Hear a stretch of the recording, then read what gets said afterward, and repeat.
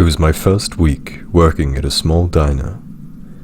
As a cashier, all I had to do was not mess up punching in the orders and try to smile and be helpful, but I was so nervous with each customer approaching the cash register. By the time the last customer went out, I breathed a sigh of relief. "Hey, how you holding up?" Greg, one of the cooks, asked me as he patted me on the back. "Doing great, as long as no one else shows up," I replied. I looked at the watch. It was almost time for my shift to be over. "Need a snack?" Greg asked me. Greg was about 6 years older than I was, and very male, tall, and imposing. He was good-looking enough, with his floppy brown hair and wide-toothed smile, but I didn't feel comfortable with being too close to my workmates. "No thanks. I don't eat out with co-workers," I started. Greg, however, waved his hands and interrupted. No, I'm not asking you out or anything. Jim just brought us homemade meat pies. They're really good, and he brings enough for everyone." Greg pointed towards the kitchen, where the cook in charge of the next shift, Jim, was washing his hands. "Oh, no thank you," I smiled apologetically. "I think I might vomit if I eat anything now." I headed for the staff room as the boy replacing me for the next shift arrived. I quickly changed out of my uniform and headed for the exit. "Don't forget," Greg called after me, "night shift tomorrow." The following day I clocked in for work. It was 10 in the evening. Already the place was quiet and empty of customers. It wasn't peak season, so maybe this would continue for a couple more weeks. I must have had a pathetic look in my place, because Greg, emerging from the kitchen area, laughed out loud.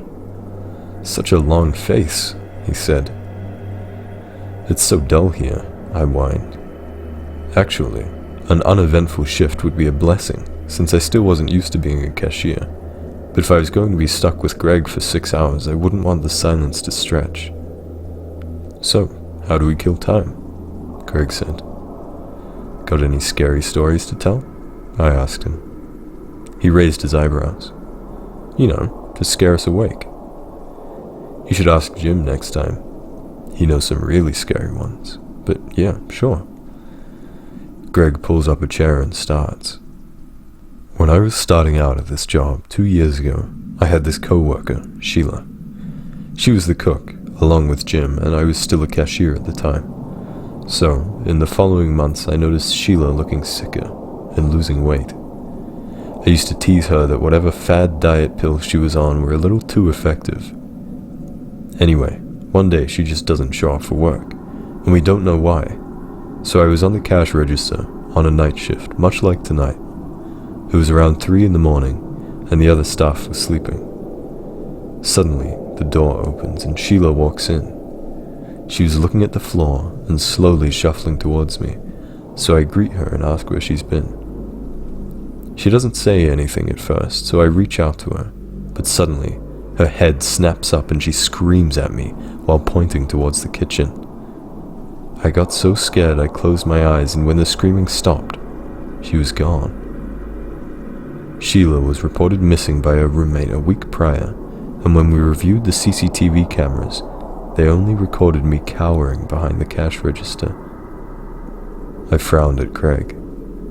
"So you mean to say that was her ghost or something?" "I think it was. They never found her body. If she had just run away, she wouldn't have left all her things at her apartment." Her roommate was questioned, of course, but she had an alibi.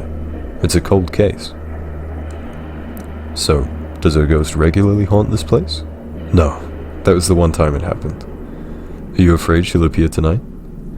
"You wish." I playfully swatted his elbow. The rest of the night shift passed by quicker after that. Before I knew it, our shift was over and it was time to be replaced. While I was brushing my teeth in the staff room, I saw Jim coming in, and remembering what Greg said, I decided to approach him. Now that I see Jim up close, he looked, there was no other word for it, haunted. His eyes and mouth seemed to droop downwards, and his eye bags were deep. His eyebrows were turned upwards at the center, giving him a permanently worried look. He must be tired so early in the morning, I thought. "Hi, Jim. Greg was telling me how you knew many creepy stories. Would you tell me a quick one before I go? Alright, Jim said slowly, turning to face me. There was a sick man who loved this girl, but she didn't love him back. He decided to kill her, but forgot he had nowhere to hide her, so he decided to cook her body piece by piece.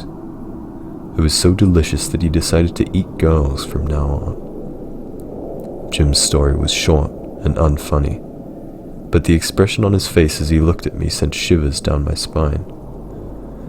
I was about to ask him if this was all just a joke, but my mouth wouldn't move.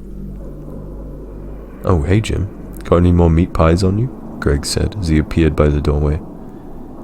I watched in horror as Jim handed out a meat pie to Greg, his manic eyes never leaving mine. You should try one, Greg said, handing me one. As I stared at Greg, chewing, I weakly wondered, what was in this pie?